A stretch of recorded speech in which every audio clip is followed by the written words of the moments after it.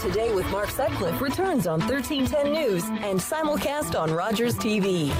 It's a great pleasure to welcome to Ottawa today the reigning Commonwealth Games champion in the women's pole vault, Alysha Newman of Canada, who is going to be competing, fingers crossed, because I know you've had an injury, in the Canadian Track and Field Championships, which are coming to Ottawa July the 3rd to 8th at the Terry Fox Athletic Facility at Mooney's Bay. Alysha, welcome. Great to meet you. Thanks for having me. It's exciting. Yeah. So, congratulations, first of all, on winning at the Commonwealth Games. What was that experience like? I keep telling everybody, it still isn't real to me. Every time I watch my replay on my video, I get excited, I cry, I get so excited. But you go back and watch your jump? Oh my gosh, yeah. I think I got probably over 1 million views on it. I think 1 million of them are me watching them and not people watching. Yeah. So you're a Commonwealth Games champion. Yeah. Gold medalist. It's great, and they set up the game so well down there. It was great. It was almost like we were at home. Really, we felt like we were very arms were way well open. Sorry, I'm stuttering today. Their arms are wide open for us when we came down there, and they really set it up for everyone to compete really well. The weather was nice. It was just all around. It was a happy environment, and I think that's what athletes really need, some positive and happy environment. Yeah. Now, I have to ask you, how does somebody get into pole vaulting? Because, it's like running is one thing. Everybody runs when they're a kid. It's a very accessible sport, but how do you go from being, just some kid growing up you grew up in the London, Ontario area? London, just outside of London, Delaware, Ontario. Okay. But how do you go from that to running down a track, carrying this huge stick in your hand and flinging yourself way up into the air over a bar? Yeah, I think it started probably the age of 2 or 3. I would watch the Olympics every 2 years, and I told Mommy, I'm going to go there. And so from that day on, I think my mom knew, let's put her in everything. I did piano, I did dance, I did hockey, I did soccer. I really did touch into everything. And it wasn't until gymnastics where I would hide in the foam pits, and my parents would have to pull me out of the gymnastics gym to get me out. And so I think that was a clue. You didn't want to leave. I didn't want to leave. Yeah. That was my favorite spot to be. I didn't want to go to school. I just wanted to be in the pit and jump around and flip and do these fun things in gymnastics. But it happened to be that I grew really tall at the age of 11, and I went from 5'5" to 5'8" in within a year. And the skills just got way too hard, and the training got really hard on my body, where I ended up fracturing my L5 vertebrae.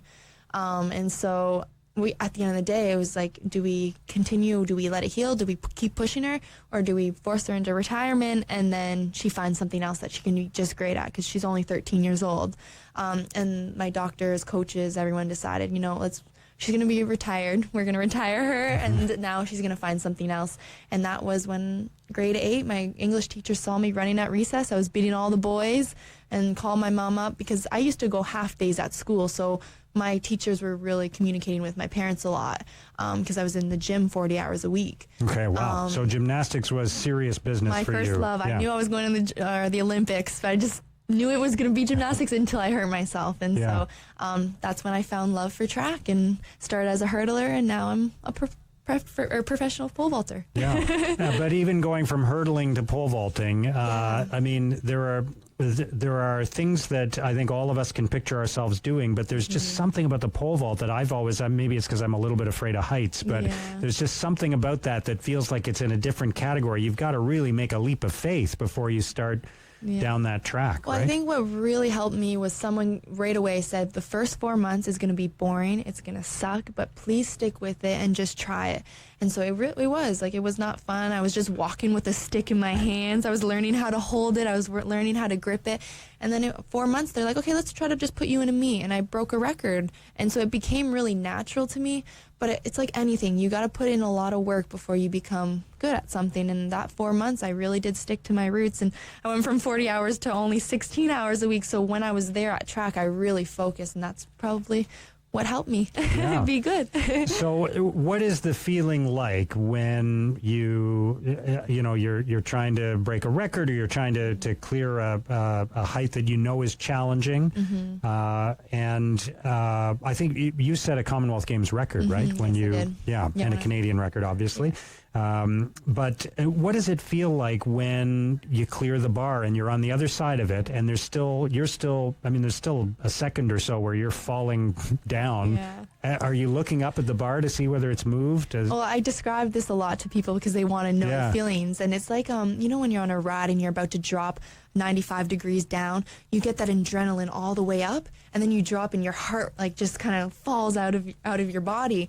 And that's what it is. I'm running up towards, and I have all this adrenaline built up, and then the bar stays and my heart just kind of goes. And that's why a lot of times I'm so dramatic because I'm just so excited that the bar stayed up. But one good thing that helped me not think about records and that kind of stuff was I had to make that height to win a gold medal. And I wasn't going to leave that close on winning a gold medal without trying that height and making it, knowing that I could jump it. So I think a lot of times I try not to think what height it is. It's, Alysha, if you can jump this height, you're going to go home with a gold medal. So it doesn't even become the height anymore. It's, I want that gold medal. Yeah. But what's the margin of error? Because there's so many elements that have to go right from the time you start running till you get to the other side of the bar, right? Yeah. Well, that's, I think, too, with pole vault, every time you go down, there's something different that happens. And that's what pole vaulters keep, pole vaulters are fanatics about pole vault because we try to make it perfect. They talk sprinting has to cheek and you got to run a certain way. Pole vault, I could do all the things right, but still the bar won't stay up because whether I ate a little bit more breakfast or the pole wasn't as good or, anything could have happened and we were relying on an object to fling us 15, 16 feet in the air. You never know what's going to happen. And that's what's so cool about it because you practice for something, you have no idea what's going to happen. And I think at the end of the day, people, it's true. It's one of the most technical events ever, but it's really all mental. Yeah. So when did you fall in love with it? Going back to the 4 months of it being boring before you got to actually jump and you set a record? I think probably grade 10 was when I started seeing myself. I started breaking high school records. I own all the high school records still to this day, and I own all the records in Canada. So I think as I was getting better, I was like, wow, the bar just every year I was getting 10 centimeters higher, 10 centimeters higher. And eventually now my bar, I don't have to push away my pole. It goes right under the bar. So, there's so much excitement as my years go on. And it's so new. It was just introduced in the Olympics in 2000, so it's only been around for 18 years for the women's pole vault. Right. So we are pushing each other to the max. A 465 2 years ago would have been great, but now it's everyone's jumping 465. So it really is an event that is so new, and we are trying to set this bar as high as we can as women.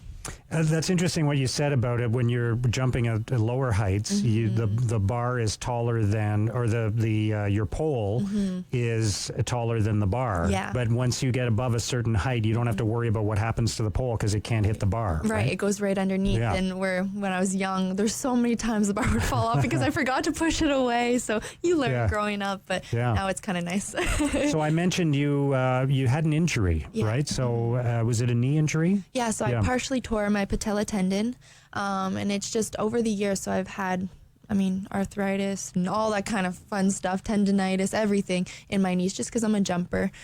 So it was something we were maintaining for a year. But I think my body was finally okay, Alysha, this is the time we're gonna hurt you right now, and you're gonna have to fix me. And so we're taking this year. It ended up being perfect. I competed with it all through Commonwealth. It got through there. Thought I could finish my Europe in June, my 6-week tour that I was about to go on. But it just kind of got too hard on my knee. And in Eugene 2 weeks ago, it ended up tearing. So we got my first round of PRP, and I have no pain walking and doing anything right now. So that means it's working. Yeah. And then we hope to do week by week right now and see what it. But my goal is to be back for Ottawa. Okay, July 3rd. So you are hoping to compete in Ottawa at the Canadian Championships. Yes. What's the atmosphere like around an event like that? I know one of the things I love about track and field is there's so many different events going on at the same time, and it's just it's one thing after another, and you can look at the infield and then you can look at the track, and and I just love that kind of experience of being at an event like that. But what's it like for you when all the athletes come together? Because it's a little bit like a miniature version of the Commonwealth Games or the Olympics, right? Well, it's really cool because we're all there out cheering each other on, and we're from all over Canada, some even train in the States. So to have us all in one spot at once is great.